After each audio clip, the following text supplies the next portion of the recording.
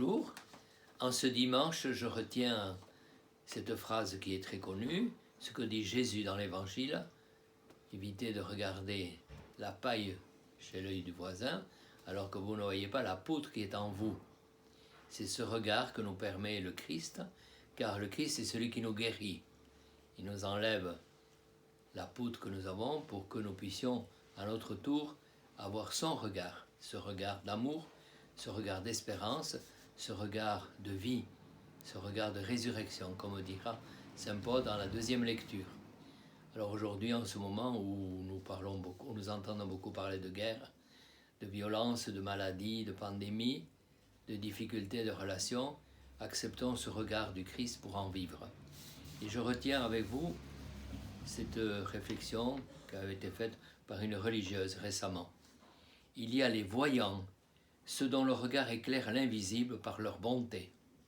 Il y a les voyeurs, ceux qui guettent les multiples travers de leurs semblables et se complaisent à les révéler aux autres.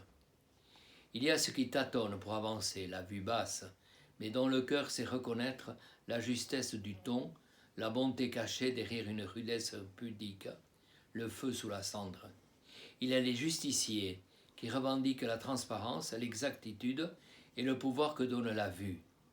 Il y a ceux qui accusent, les donneurs de leçons, les esprits faux, qui s'effondreraient si on leur donnait ne serait-ce qu'une paille à porter. Il y a ceux qui préfèrent l'ombre à la lumière, pour se cacher, car ils croulent sous la honte et leur poutre est trop lourde à porter.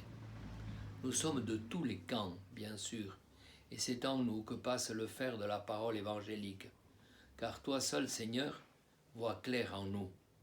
Que veux-tu que je fasse pour toi ? Demandes-tu à l'aveugle, comme si cela n'allait pas de soi.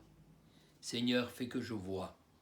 Ne crains pas de mettre de la boue sur mes yeux, de la nuit sur ma nuit, pour déchirer le voile qui enferme mon cœur. Fais que je vois comme toi tu vois. Fais que je pleure pour voir plus clair.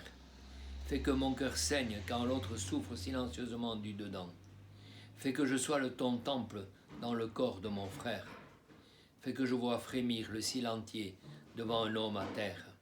Fais que je regarde sans honte ni trouble au visage la croix où tu t'offres. Fais que je vois le tombeau vide. Autrefois, ce dimanche était appelé le dimanche gras. C'était carnaval, le visage masqué se moquant des autres. Les chrétiens ne sont pas masqués, mais marqués par l'amour de Dieu, la vie plus forte que la mort, l'espérance mieux que le désespoir, la foi mieux que le manque de confiance. Le Christ ressuscité nous donne son esprit, acceptons le regard du vivant, enlevons les lunettes qui faussent la vue des autres et de soi. Bon dimanche et à mercredi pour les 40 jours de carême.